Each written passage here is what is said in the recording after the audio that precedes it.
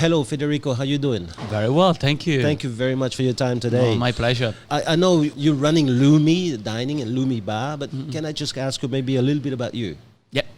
Look, I'm close to 40 years old now. Yes. Just turned 39 last week. Wow. What day last week? Saturday the 16th of November. Oh, okay. We've moved here in Australia 10 years ago together with my wife. Yes. And we had LuMi for 5 years now. Yes, 2014. 2014. It's been just over 5 years. Yes. It wasn't easy. Yes. It was a hell of a ride, but I loved every minute. So what did you do when you first arrived here? When I first arrived, I spent 4 years with Alessandro at Ormeggio at the Spit. Oh, I see. Yes. Very successful restaurateur and a very good friend of mine. Yes. He owns a few restaurants up in the North Shore.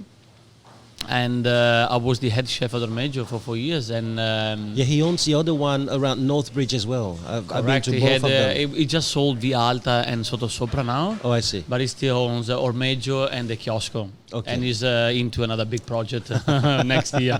But I'm not allowed to say anything. Oh, that's good. I better keep my mouth shut. So you were chef there for 5 years? I was the head chef, yeah. For 5 years? For 4.5, yeah. And then... Then I've met his business partner. Yes. And he offered me a huge opportunity back then. We came to see this site over here at LuMi, and there was basically nothing. You could walk through the restaurant. There was nothing here. Wow. Nothing. No kitchen or anything? There was a tiny kitchen because there used to be a small cafe in Yes. here where they used to do fish and chips, burgers, and very, very simple meal. And when I first saw it, I said, what? This is never going to work. On the wharf, there's no foot traffic. It's a very, very tricky location. There's no parking. It's going to be a nightmare to open a restaurant here. But at the same time, I was fascinated about the location because it was so calm, so quiet, and at the same time, 5 minutes away from the city. It felt like an oasis. And I said, look, if I want to do my own thing, I have to start somewhere. There's no way where you can open a business and be sure 100% that it's going to work. No. I don't think in any business. No. You have to risk. There's always a risk. Otherwise, you'd even make it bigger, you know? Exactly. So, but you're going too fast for me. Let's start, because I know that you started overseas in London and in Roma. Correct. Yes? Okay. So you want to when start I finished there? school, when I finished school, I decided to move to London. Yep. And to learn, I was very fascinated about French classic, and I went to work at the Ritz in London, Green Park, which was a very old school kitchen, but it was very important for my career because it basically gave me the basics. Yep. And it was tough. It was a lot of. So you knew before you left school you wanted your own restaurant, or you wanted to be a chef? Okay, you didn't know that. No. All right. I basically choose to be honest. I choose to go into hospitality and catering school because there was not much to study. It was supposed to be an easy school. I wasn't into studying, so I say, even my previous teacher, they say, you should do hospitality because the school is quite easy for you. And I said, okay. I had no passion whatsoever in cooking, in hospitality. Yep. My whole family, grandfather, grandmother, uncle, everyone were all in the fashion industry. They were making clothes. In Rome? In Venice, near Venice. Okay, Venice. Like Padova. Which is underwater right now, you know that. Disaster. Yeah. I'm from Padova, which is like half an hour drive from Venice. Yeah. So inland. It's right between Venice and Verona. Romeo and Juliet City. I'm right in the middle. So my whole family, everyone was into clothing industry. And I was basically the first one to say, okay, I don't want to do this. I'm going to stop and do something else. Wow. They forced me to do it when I was a kid, when I was 12, 13 years old. They always used to take me down to the factory and say, oh, this is what we do. You should look after this. And I hated it. I didn't like it. And I decided to enroll at catering school mainly because it was easy, not because I wanted to become a chef. Mm-hmm. That passion, I think, came later in the years when I started working with people that were very passionate about food and about the hospitality industry. I slowly started to appreciate, what food can do to people. How running a restaurant, how working in a kitchen could be a bit more than just chopping and cooking, but it's a lot more than that. Yeah, because I always look, some people, they're so passionate because it's in their blood. I think you're very honest to say you wanted to go for something that is lazy, but I still believe, I've been here, I've eaten your food, so I know there's passion in it. Yeah. So somewhere it has But started. look, I think that passion grew in the years, throughout my career. It took me a while to realize that this is what I really wanted to do. This was my passion. And now, I breathe, I live restaurants, food. On my day off, I spend time, unfortunately, reading only cooking books. Yes. I know I should read something else. I don't think it's unfortunate. I think it's good. I know, but I just love it. But let's go through that process again, if I may ask you. So, what is it that made you find that passion? The people you work with, or the food you were working? I think it was the people, 100%. Okay. Probably the produce helped, Yes. but it was the right people. It was the people that transfer that passion to me. Okay. But why London? Why didn't you do something in Italy? Because I grew up in a small village, and I just wanted to go as far as possible. Wow. and see what it was like living in a big city. Yes. And prove myself that I could make it in a big city, rather than having everything ready in my village where I knew everything, where everything was easy. Yep. So I wanted to prove to myself and to my parents and to everyone else that I could do it on my own, far away from home. So you left at 18? 18, Went correct. to London by yourself? With a friend of mine, yeah. That's crazy. That's crazy stuff. We slept in a hostel for probably the first couple of months. We worked really, really hard. I couldn't speak a word of English. Wow. And it was tough. The first few months were really hard. Right. And so you stayed there for how many years? 4 years. 4 years and 4 years. In that same hotel? No. I went. I worked at the Ritz for a year. Then I went to work at the Hoang Hotel, but there was a Italian Michelin star. Right. There was only two back then, Giorgio Locatelli and Cavallini, the only two Italian restaurants with one Michelin star. Yep. And then I went to another restaurant, Italian restaurant, very good chef, but we didn't manage to achieve the Michelin star, unfortunately. Okay. But it was a very good cuisine. In 2012, after 4 years, I decided to leave the city because I had enough. And with a friend of mine, we started traveling all around Southeast Asia. We did Thailand, Malaysia, Indonesia for a few months. And then we came over here in 2012. Right. And back then, I think Sydney was still in a process of growing. It was a growing industry, the fine dining. Yep.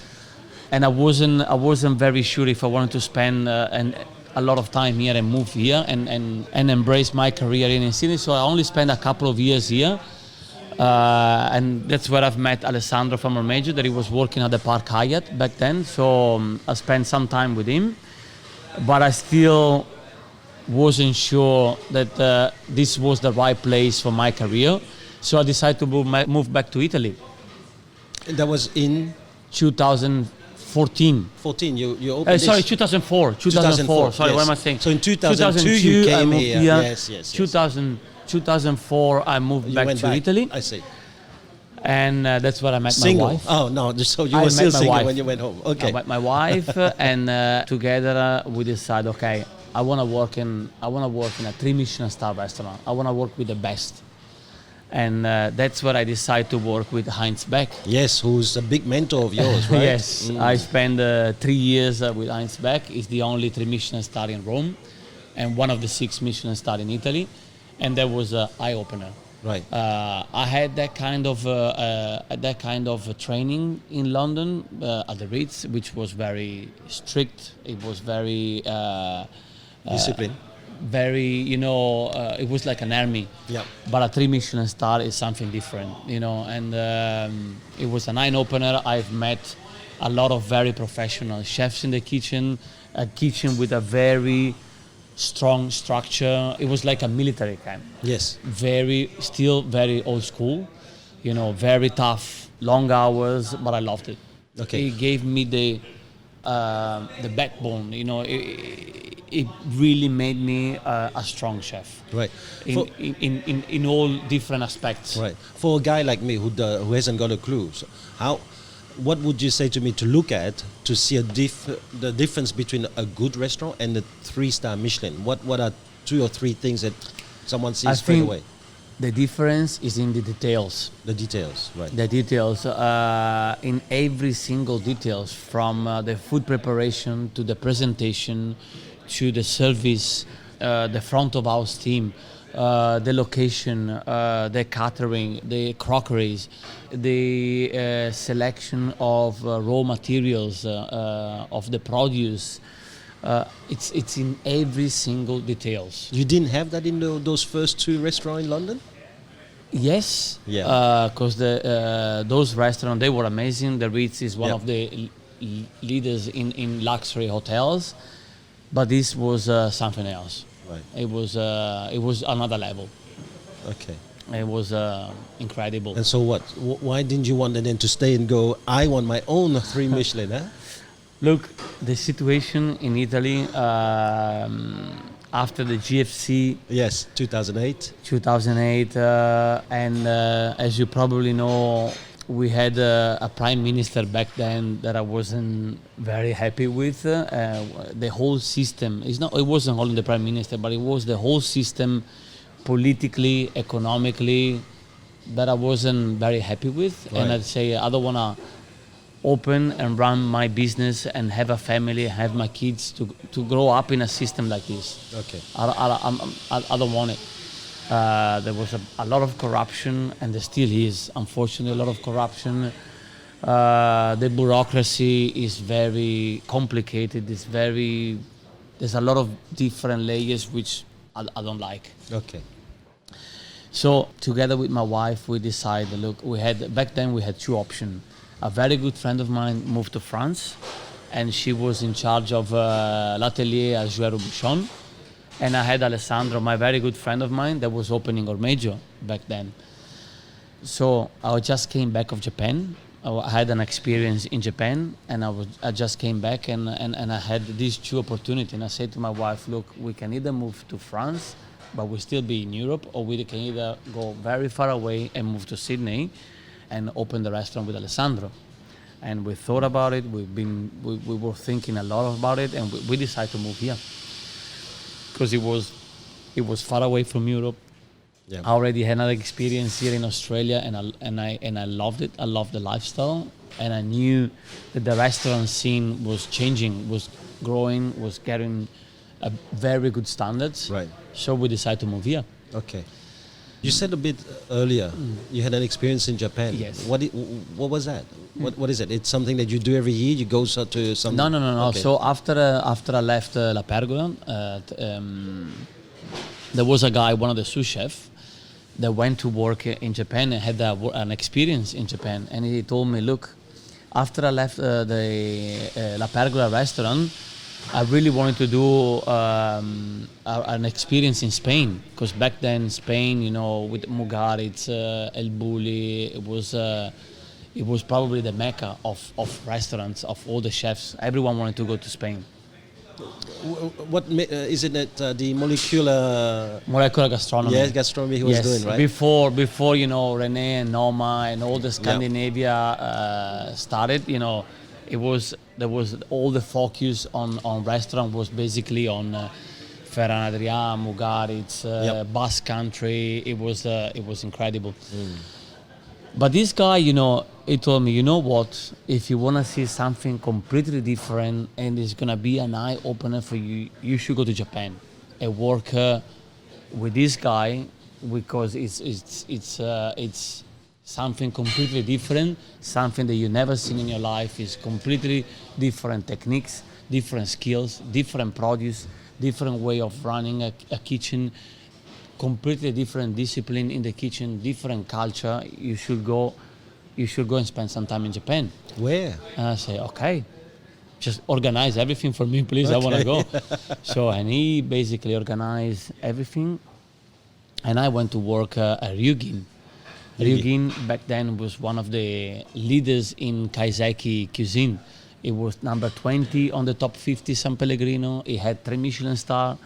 And it was incredible. I went there, and this For restaurant... how long? I was spent 6 months in total. 6 months. Yep. So your wife went with you? No, she had a full-time job back in Rome. God. She's a microbiologist. Right. So she had a full-time job, and I left, and I said, look, I really want to do it. She understood. Yes. She understood, and she said, okay, go for it, and I will come and visit in the meantime. And it was my friend told me, it was a completely eye-opener. It was an incredible experience, seeing the produce, the skills of the chef. The respect for the produce too. The respect of the produce, the quality of the produce, Yes. the skills the chefs applies in the produce. It was completely different to what I'd experienced before. You know, the knife skill, the way they manage the produce. Did you learn to kill a fish properly Well, I wasn't allowed to touch no? any fish, so what I asked them, I say, please, I buy my own one, you know, and after service, after that, we clean the whole kitchen, the guy will go through and show me how to break down a fish and kill it. Yes. Because basically, there's a very strict hierarchy in the kitchen in Japan.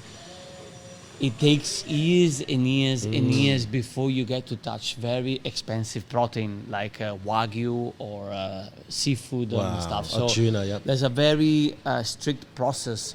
So you start in Japan in a very fine dining cuisine. You start washing dishes because the chefs wash all the crockery. Crockery that we used to get at Ryugin were very expensive. They were coming from 14th century. Back in China, they were incredible. So we had to wash everything by hand. Then you might move to the simple section of the kitchen, which is peeling vegetable, cleaning vegetable. Then you might move to a soup section. Then you might do tempura.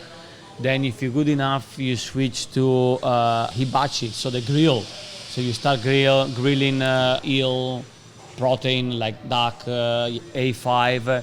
And then eventually you will move to the sashimi section, where you take care of the seafood. So the seafood come in, you check for quality, you break it down, clean it, put it away, and look after the whole seafood section. But it takes years and years and years to master those techniques. How many years? Give me an example. It depends. It depends on the restaurant. It depends on the chefs. The chefs in charge of the seafood section at Ryugin spent 11 years with Seiji Yamamoto-san before he get to break down fishes, you know. Right. So it's very interesting because Japanese are very loyal. They just don't move around. They don't move around every couple of years. They're very loyal to their employee, and they stay for years. And they try to master those techniques for as long as possible. In fact, if you have a look at restaurants in Japan, apart from kaiseki, where you master all different sort of techniques, chefs in Japan masters one technique only. So a soba master is a chef that embraces soba, and he makes soba for all his life. Tempura master, look, you know, he masters on frying fish, meat, vegetable. Sushi, sashimi restaurant, the chef only focus on sashimi. A teppanyaki restaurant is the same. He only focus on that thing. A ramen chef will only focus on ramen. So the Japanese, they master one technique and follow that for all their life, and try to make it better and better and better and better forever. Yes. So what happened? Were you in 6 months, and what did you do? Did you pay for them just to hang around and see? No, I worked for free. I basically worked for free. Yes. Which allowed you to go a little bit everywhere. I managed to spend, a few days here and there, and I wow. moved around. I wasn't really allowed, to cook and unfortunately break down fishes. But at the end of every single service, I would spend time with the chefs and say, okay, teach me to do this, teach me to do that, teach me to break down a fish, teach me to do a hamo, teach me to do a soup, teach me to do a dashi, which is all the basic technique of Japanese cooking, Yep. And then at the end of the night, the chef was in love with Italian cuisine, and I had to cook for the chef after service. Which is good. Which is, it was challenging. Then it becomes an exchange. It was challenging because you had to make sure that the food tastes amazing. Yes. So is that why LuMi's got a little bit of that now Japanese touch, absolutely, right? Absolutely. Because when I hear you talk about this, there's passion now. Yeah, absolutely. Look, I think that experience stick to me forever. It was incredible. It wasn't only the experience in the kitchen, but it was all the philosophy around food in Japan that really blew me away, because it's just incredible. You have to go and travel around Japan to experience that. Because it's the passion that they have for food and the culture of food in Japan is just incredible. And the patience of the people, like, I read and see and watch so many children even of restaurateurs who work alongside their father for 30 years and still cannot be called a chef. Absolutely, that's crazy.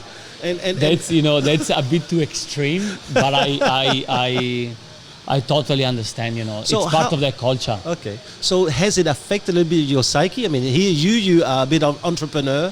I'm going to London. I don't know English. I'm going to do my things, and I'm going to go here, and once I've learned it, I go there. And then suddenly you go for 6 months in a place where no. Be here for 11 years, then we'll show you another trick. I mean, does it change something in you? Absolutely. Look, to be honest, I would have spent a lot more time in Japan, but I just couldn't. No. For visa things and other projects that I had in my life. And I probably, being a white person, I would have never get to the position, to run or to be a senior position in a restaurant like that one, because it takes forever, and you need to learn the language, you need to learn the culture and everything, right. And it would have taken me forever to get to that position, forever. Yeah. So it takes Japanese years and years and years. It would have taken me double the time to get to that position. No, if you showed them very good pasta, you probably would have cut a few things short. Maybe. So you went back after 6 months. Did you then decide to come here? No, I went back to Italy. Yes. And together we planned our next move. So our next move was two options. As I mentioned before, it was either going and move to Paris and work for Robuchon, or come here in Sydney and open a restaurant with Alessandro and help him to open a restaurant. And we opted for the second one. I mean, Robuchon is like very, very well reputed. So you went for, what is it, the adventure, the unknown, and giving away the... Look, we went mainly to change our lifestyle, mainly, and to take a senior position and to help Alessandro in running a restaurant. Yes. Which for me was very challenging, because I never had that opportunity before. I thought I was quite ready for it, but you're probably never ready. You just have to start somewhere. So I faced a lot of challenges when I came over here, and I still had to run a restaurant with 6-7 chefs, and I was quite new with the produce, even though I spent a couple of years here. But for me, everything was new here.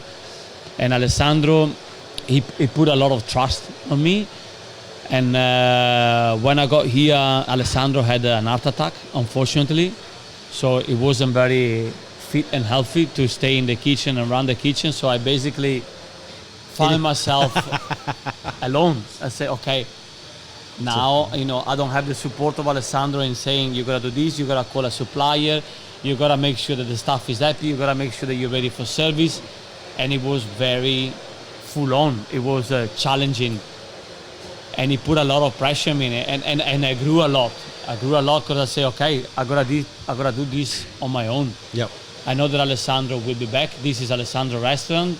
but at the moment he's not here because he's got a lot of health problem, and I gotta take full responsibility of everything that I do, and it was challenging, Yes. but it made me, it made me grow up as a person and as a chef. What an adventure. Yeah. Right. So you're there for 4.5 years, and then you open this. Right. You said earlier there were a lot of challenges. Yes. Would you like to share with me some of those challenges? Look, I think in opening a restaurant, it's not easy. No. It's not easy. It's a very tough business because there's many aspects. I opened a restaurant and I was just a chef, okay, and I didn't. How can I explain? Being a chef, you can't just open a restaurant just being a chef. You gotta make sure that you look after front of house. You gotta make sure that the restaurant is in a good location. You gotta make sure that you provide a good service, that you choose the right crockery, that you choose the right front of house staff, that you choose your right people in the kitchen, the whole fit out, the ambience, the playlist, the music. You become that a you businessman play. on top of that. It's a lot of things that you have to consider that when I open it, I didn't thought about it. I say, okay, let's just open and make sure that the food that I serve is good. But it's not enough anymore. You gotta make sure that everything works together. Yep. So when I opened, I couldn't call myself a restaurateur, because I was very naive. I was very green, I knew what I wanted to do in the kitchen, but all the rest, I had to experience myself, and I say, okay, so how do I market my restaurant? How do I market myself? How do I push my name out there? What am I doing for people to come here and eat my food? How do I bring people through the door? All those things, that you have to consider when you open a business. It's not about cooking. It's not about cooking only. No. I think cooking is probably a big part of it, but you have to consider all the other aspects when you open a restaurant. But did you have a business partner? You said you opened with? I had a business partner which were not involved in I see. the operation. Correct. So they gave me basically carte blanche. They say, okay, you do whatever you want. We support your concept. We support your idea and everything. You run it however you want it. We step in the moment that you need us, or we step away if you don't want us involved. We have a very good relationship with them, very good. And I believed, in my concept, but it was hard to spread it and to make people know what we were doing. So. And was your concept what it is today, or was it? Yes. Right. Of course the so you started cuisine. You started straight away Italian with a bit of Japanese flair. Absolutely. Okay. Absolutely. I wanted to cook Italian in a different way that has been done here in Australia before, and I wanted to bring a bit of my experience that I had in the past. I wanted to showcase myself basically, what I've been doing in all those years in my career. And that's what a chef wants. Exactly. Identity. And I wanted to bring a bit of that into my food. I always say that at LuMi now we cook with an Italian heart and a Japanese mind. Okay, so we bring a bit of both, like that, in the food. But I've always been, a big fan, and I've always been in love with Japanese cuisine. Right. Japanese culture, but Japanese cuisine, it's been always a big part of my cooking, and I've always spent, since we opened, I've always spent weeks traveling back and forward to Japan. No wonder they say that you're that up and coming competition to Tetsuya. Oh no, huh? no, That's what I've been reading. I wish Tetsuya is. Listen, you're only 39. You're only 39. Just wait. It will take me maybe another 10 years, 15 years to get to that level. I hope I will get as good as Tetsuya. Is one of the person that I look at. Yes, it's beautiful. It's beautiful. Have you ever considered quitting? Was it hard to a point where you went, hold on, maybe? I did was when I was a chef de party. Okay, so when I was a cook, I say when I was around 25, 26 years old, I say this is too hard. It's Right. too tough. It's I used to wake up in the middle of the night, not sleeping properly. I wasn't feeling healthy. I say this is not gonna be my life. I can't do this anymore. The hours were extreme. It was crazy. But then slowly, I got myself together, and my wife was always a big support. And she'd say, believe in yourself, you will do it, you just gotta stay strong. And since I opened the restaurant, I never looked back. This is what I want to do. There have been a lot of hard times, and it's always tough, and I always sometimes wake up in the morning and say, fuck, this is too hard.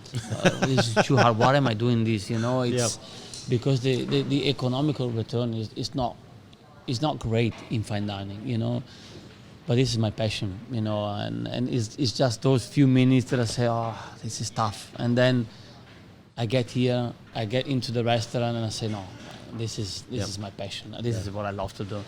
When the restaurant starts to fill up, the customer comes in, and the service starts, and I say, I come alive again. I say, okay, this is what I want to do. This is my life. That's nice. Now, you got 2 hats very quickly. Yeah, Right? The first year, yeah. Yeah, so that is quick by big standards, right? Yeah. So was there any special feeling? Because in Australia, we don't have Michelin here, right? So the Sydney, the SMH food guide is the one to go by. Correct. Did it change your life? Huge change to the business, absolutely. When we got the first 2, well, probably the first big difference when we opened the restaurant was when we received the reviews from all the magazine and the Sydney Morning Herald. That was a big impact to the restaurant. But of course, the 2 heads, when we got the 2 heads on the guide, there was a big impact on business. Everyone wanted to be your friends now. No, the restaurant just became very busy. Yeah. It became very busy, very successful, and it was incredible for the business. Have you changed anything because of that? Did you change the cuisine? I mean, I've been in here, I've been counting your people. You've got 10 people. But that's 10 people, 6 hours away from opening. So I don't know how many will be here when it's open. A lot of prep to do. The kitchen grew bigger. Yeah. I think the food became a lot more refined. We started to serve a lot of small courses. We have a lot of different small suppliers, small producers that we use. The food became a bit more complicated. There's a lot of different layers in the dishes. But the concept and the philosophy is still the same. Yeah. So we still, how can I say, research for the best produce available in Australia. We do still applies those technique to make sure that the produce, we highlight the produce, not covering up with heavy sauces or heavy stuff that will sacrifice the produce. It sounds to me like life became more complicated after you got the 2 hats. It's like you want to keep it. It's not that it became complicated, but it's to confirm and to keep up the standards and consistency is the most difficult part. So what is harder, getting the 2 hats or keeping it? I think probably I would say both, but to keep the standard high and the consistency and the motivation on chefs every single day, because we had 2 heads for 5 years. Yes. And I think the hardest part is to motivate people and to keep the standard high every single day. Every single day job of making sure that the produce and the mise en place and the preparation is a high standard. That's the hardest. So you're talking about the people, you're talking about your team here in the kitchen. The team and the produce, to make sure that the produce that comes through the door is every day at the highest standard. It's very difficult because you gotta constantly discuss with all your purveyors, with all suppliers, and make sure that the produce is a very high standard. So what do you do these days to motivate your team? Slap them in the back. No, look, Do you have a team day? Do you like? We I know you have, just came back from Margaret River. yeah. Do you have an event then with them and share with Yeah, them your absolutely. experience? We sit down all together. Yes. We go through menu changes. We go through produce availability. We go through every single changes on the menu. We do the tasting together. We do briefing together. We read all our customer review together. We go through the all the articles, all the food articles, all the reviewers from food bloggers, from journalists, everything. We try to get them involved as much as possible in the daily You want them routine. to be part of what you're I doing, want them right? to be part Yes. as much as possible Yes. in the daily process of running a restaurant. Do you have a sous chef? Yes. Someone to replace you when you're not around? Yeah, I do have a How sous did chef. you find him? How did you find him? I was very lucky.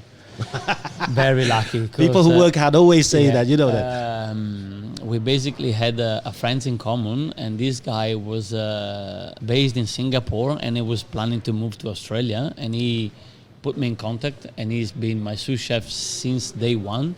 Since actually before we opened the restaurant, he helped me, putting the tables together, the chairs together, do all the trials for the menu. Right. He's Hiroshi. He's a Japanese guy. He's been with us almost for 5 years and a half now. Wow.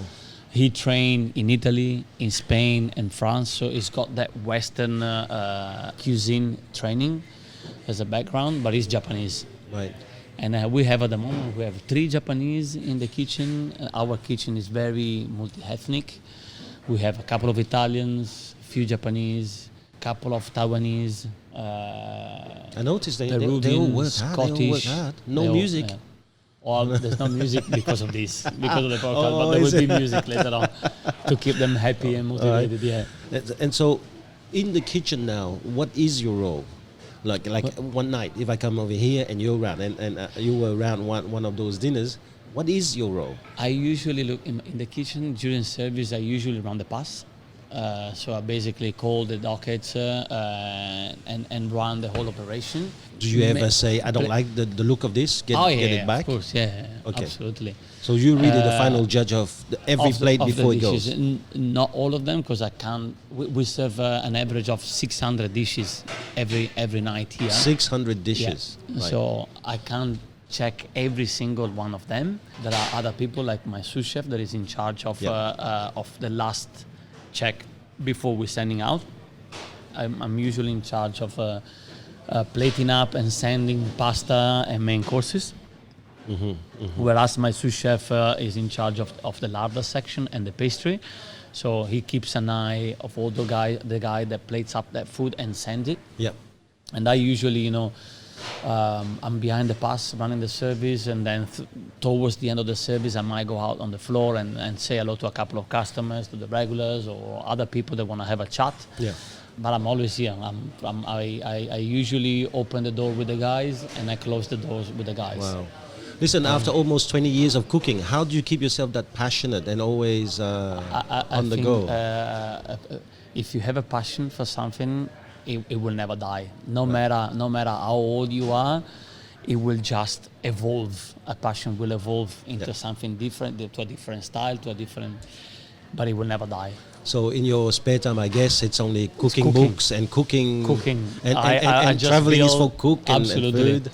I've just built a wood fire oven in my place, so I'm a lot into pizza now. Yes, and baking pizza and baking in the wood fire. Yes, Because it's so versatile that you can do so many things, man. And slow, I just slow love it. cook for 12 hours, Absolutely. for example. Absolutely. It's amazing stuff. So my Monday and Tuesday now is usually next to the wood fire oven. Right. How about your recruiting? I met Alessandro here when I first came in. Is he in charge of the recruiting? You in charge of the recruiting? We do it together. Okay. If he thinks there is someone valuable for the business, we discuss together, or sometimes I let him deal with it, and then I give him the final approve. Right. If he's in the kitchen, same thing. I'll discuss with my sous chef and the other senior guys. I say, well, what do you think about this guy? What do you think about that guy? We'll always discuss together. Okay. Always. This is not a one-man show, and it will never be a one-man show. No. Never. Now, you work with your wife. Yes. She is your sommelier. Correct. Right? She's the And boss. No, only the sommelier. So, But not in the kitchen. not in there's a limit. Now, so, how did you learn to work together? And I'm still learning. just I'm still learning. Oh, no, that's very good. So, how do you juggle family and work? You have young children as well. Yeah, we have two daughters. Yes. Identical twins. Just like us. Really? Yes. Really? Ours are 11 years old, turning 12. Really? Girls? Yeah. Identical? Yeah. Oh, And I how old are see them. yours? How old are yours? 6. Oh, they're so beautiful. They're so beautiful. So we opened the restaurant Yes. when me and Luna, my 2 daughters, were 6 months old. You're crazy. Nightmare. You're crazy. It was a nightmare. My wife and I were about to get divorced. Trust me, we were about to go. We were going crazy. Was she working in here as well at she that was time? working here. Oh my God. So we had our parents coming over and helping us Yes. with the girls, and we were both at the restaurant, both of us. So we were going back at nighttime together. Then the girls used to wake up at nighttime because they had a lot of sleeping issue for the first couple of years, 2.5 years. They were waking up each other. We had to take them to a clinic because they had a lot of sleeping problems. Oh, well, my wife here staying awake for 5 years before she had the full 5 night. years. Yeah. For us was 2.5, 3 years. And then suddenly it all switched and it went, oh, fuck, they're sleeping at nighttime. Incredible. But So- it was tough. I mean, 6 now. You've passed the toughest No, part. no, I'm not saying it's easier. It's different. But it's a lot easier compared to the first couple of years. They're identical as well. Identical. So I'm sure that just like me, like there's every day where you're calling them the wrong name. Yes, I call them both. Oh yeah. So what's a day like now for you? Because earlier I saw you. Were you training, doing the Yes. gym beforehand? Right. Okay. So So I usually wake up around 8:30, take Yep. the girls to school, drive here, and I have to keep myself fit because I had a lot of problem physically. I had an ACL, knee reconstruction, disc protrusion on my back, and now I have a problem with my hip. There's a hip impingement. wow.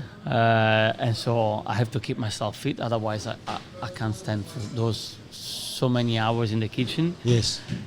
So I have a personal trainer once a week or twice a week, and we do a little bit of exercise outside the restaurant. Yes. When I can, I go and do an hour of yoga during the week, usually on my day off. Yes. I have to keep myself, Okay. fit. Helps me mentally as well Yep. and physically. So that's 8. So to what, 10? 2:10. Yep. Then if there is no any other things going on, I jump straight into the kitchen. Usually on the beginning of the week, I have a briefing with the chefs. We sit down, we go through the whole booking of the week. We go through any menu changes. We go through any trials, if there needs to do any trial. We go through any new produce coming in, blah, blah, blah.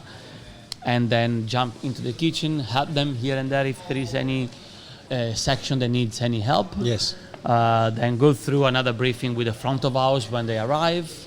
Staff meal around 4:30.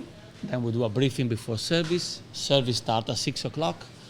We have service until 10:30, 11. Sit down with my sous chef again, go through all the ordering, go through the whole checklist in the kitchen for cleaning and cool room, organizing for the day after, and go home. 12 o'clock, 12 midnight, o'clock. 12:30, 1 o'clock sometimes, we go home. Wow. And then we start all over again at 8 o'clock in the morning, 8:30. So that's hard when you have 2 young children as well, isn't it? That's why. That's why, when the restaurant is closed on Monday and Tuesday, Yeah. I try not to take any work at home and spend as much time as possible with the girls, as much as I can. And if the restaurant is not busy in the morning, on a Saturday and Sunday, maybe take them out for breakfast and then come here just before lunch, Yeah. or come here for dinner. So when is the third hat I don't know. What I'm trying to ask is that a goal, or it's going to happen, it's going to happen? It's gonna happen. It's gonna happen. Okay. I always say to my staff that we never work for the three heads. Yeah, we work for our customer, for our clientele, to make the customer happy. We work harder, and we always try to improve what we do. But I don't want to put too much emphasis, too much focus on the head. If it happens, it happens. If it doesn't happen, it doesn't matter. Because our main priority is the customers. Yeah, it's not the head, it's not the food reviewers. Okay. Of course, then if it happens because the food reviewers think that we deserve it, then I'm more than happy to take it. You know. From listening to your story, every 4 or 5 years, you've got a new idea of doing something. I mean, I just don't know. I'm just digging for a gem here, right? Is there a new restaurant coming up? Is there a new idea? Is there a new venture coming up in your head, you know? Yes, yes. And I've been working on it for the last few months. Yes. You don't have to tell us, but, you know. It's we haven't signed anything, so I don't really want to talk about it because, you know, if it's not going to happen, then but just people will get excited for nothing. Understand. You know? No, but I'm right to know that a passionate like you, there's ideas all the time, right? There are a couple of things that we have in mind. Absolutely, and I will share it with you as soon as we're sure 100% that it's going to happen. Thank you.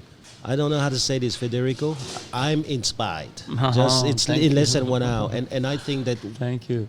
If people could only just get the gist of this, I think that you're probably going to make a difference in some people's life, even to inspire them into doing something. I really love your passion. Thank you so much for your time today. It's been a pleasure. Thank you so much, guys. And hopefully we'll be able to talk about your passion to other things later on, you know? I hope so. Thank you so much for today. Thank you. My pleasure, guys. Thank you. Woo! What can I say? That was definitely a passionate man. I love meeting these people because when these people are on fire, they actually can't help but set us all on fire. I'm walking into this restaurant, LuMi, right across opposite the Star Casino. And at first I see this man here, all sweaty in t-shirt, and he comes and say good day and goes and get changed. And then when he comes back, it's like he's a changed man. And what happened is that I actually disturbed him right after he had finished his training session for the morning. And he had to get changed. Sits down with me and straight away he's right in. He doesn't need 20 minutes to become a passionate man. He immediately goes on to telling me his story. No thinking about it, no need to even rehearse or even try it out. Because he has understood that passion needs to be transparent. We don't need to hide anything. So you look at this man, he leaves his family at the age of 18. Everyone in his family expects him maybe to take over a part of their business and probably do something in the clothing business. No. He goes for something not only different, he goes away. In a country where his mother tongue, being Italian, he now has to speak English, and he couldn't speak a word. And then his journey starts.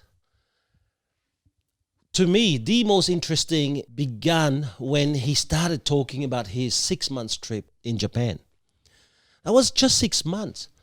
But I wish people could really be there and look at him in the eye and see his passion and the fire that was going on. When he was speaking about Japan, I felt he was talking about maybe a lost part of himself, some soul that he had that he was trying to remember as he went to Japan. And he started to see a very different way of being. And you know, sometimes I talk to people and I can see, yeah, okay, they being emotional here. You can see the teary eyes. They don't believe themselves. You can see the blinking eyes.